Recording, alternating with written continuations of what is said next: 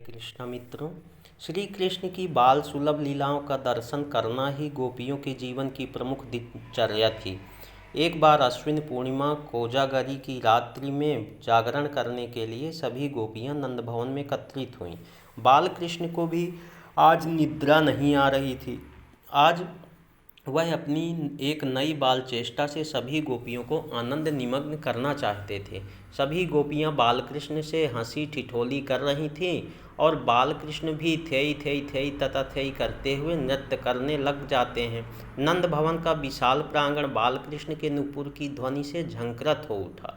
अचानक ही बालकृष्ण नृत्य बंद कर देते हैं और पास ही रखी दही मथने की गगरी में झांकने लगते हैं।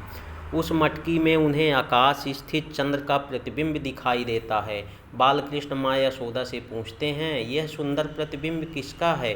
यशोदा जी हंसकर कहती हैं, मेरे लाला, यह चंद्र प्रतिबिंब है। बालकृष्ण आंखें फैलाकर आश्चर्य से कहते हैं, माँ यह चंद्र है, फिर तो तू इसे गगरी से निकाल कर मेरे हाथों पर रख दे। माँ यशोदा और गोपियाँ हंस हंस कर लोटपोट हो जाती हैं।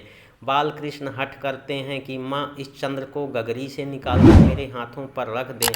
माँ यशोदा उन्हें अन्न प्रलोभन देकर मनाने की कोशिश करती हैं, पर बालकृष्ण रोना शुरू कर देते हैं। तभी उपनंद जी की पत्नी प्रभावती को एक तरकीब सूझती है। वह छुपकर भंडारगृह में जाती हैं और वहाँ से माखन का एक बड़ा टुकड़ा अपने हाथ में छुपा कर ले आती हैं और चुपके से उसे उसी गगरी में रख देती हैं। फिर बालकृष्ण को बहलाते हुए कहती हैं, अच्छा चल, मैं तेरे हाथ पर चंद्र रख देती हूँ, और उस माखन के टुकड़े को निकाल कर बालकृष्ण के हाथों पर रख देती हैं। नवनीत पिंड लेकर कृष्ण आंगन में दौड़ते हैं। उनके पीछे माता यशोदा व गोपिकाएं भी दौड़ती हैं। दौड़ते दौड़ते वह फिर उस दही मथने की गगरी के पास आ जाते हैं और पुनः उन्हें उस गगरी में चंद्र का प्रतिबिंब दिख जाता है। वह समझ जाते हैं कि माँ ने उनको बहलाया है, चंद्र तो अभी तक इस गगरी में है। वह भूमि पर लौट जाते हैं और हाथ पैर पटक पटक कर रोना शुरू कर देते हैं।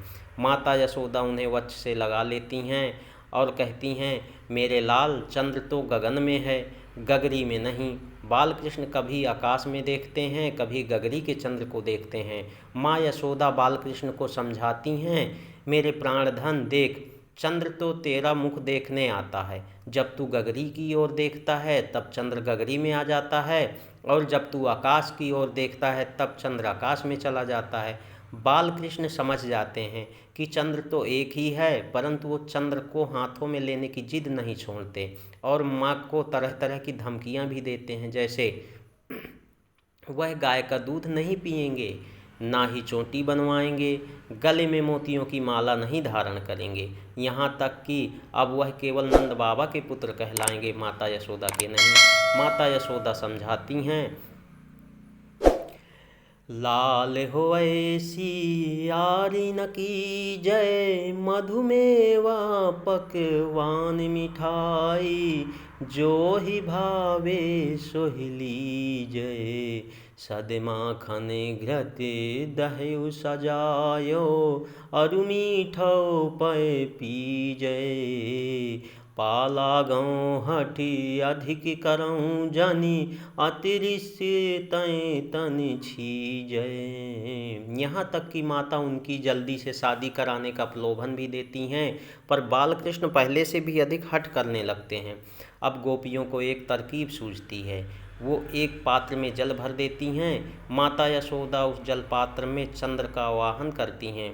कुछ देर इसी तरह चंद्र को जल पात्र में आने के लिए कहती हैं और फिर उस जल पात्र को जमीन पर रख देती हैं और बालकृष्ण से कहती हैं, क्या कहती हैं, लई लई मोहन चंदा लई, कमल नयन बलि जाऊं सुचित हैं, नीच नई कुचितई, जा कारण तय सुनि सुति सुंदर, कीन्ही तियरई, सोई सुधा कर देख कन्हैया, भाजन माही परई, नभ तय निकट आनि राख्यो है, जल पुट जतन जुगई, लई अपने कर काढ़ी चंदी को, जो भावै सो कई।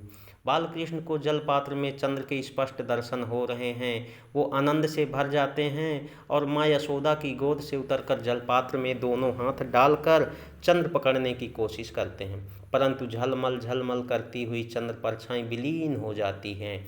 योग माया के प्रभाव से आकाश में भी बादलों का एक टुकड़ा चंद्रमा को ढक लेता है। बालकृष्ण आकाश की ओर देखते हैं और वहाँ भी चंद्र नहीं है। माता से पूछते हैं, माँ मेरा चंद्र कहाँ चला गया? माता उत्तर देती है, मेरे लाल तू उसे हाथों से पकड़ना चाहता था, वह तुझसे डरकर पाताल में चला गया। बालकृष्ण पूछते हैं, माँ पाताल क्या है? माँ कहती हैं, चल तुझे पाताल की कहानी सुनाती हूँ, और वह बालकृष्ण को शयन कक्ष में ले जाती हैं। इस तरह बालकृष्ण चंद्र को खिलौना बनाने की अपनी हट को भूलते हैं। गोपियाँ भी बालकृष्ण की इस लीला को देखकर अत्यंत प्रसन्न हो जाती हैं। इस प्रकार भगवान श्री कृष्ण की विभिन्न लीलाओं का उद्देश्य अपने भक्तों को आनंद देना है। भगवान श्री कृष्ण लीला पुरुषोत्तम हैं। भगवान की कौन सी लीला क्यों होती है, इस बात को हम लोग नहीं समझ सकते। भगवान की लीला रहस्यमयी है। उनका तत्व जानने की चेष्टा न करके उनका गायन, श्रवण और ध्यान करें, यही हमारा कर्तव्य है। तो हमें महामंत्र का जप करना चाहिए और खुश रहना चाहिए। तो सभी लोग बोलें, हरे कृष्णा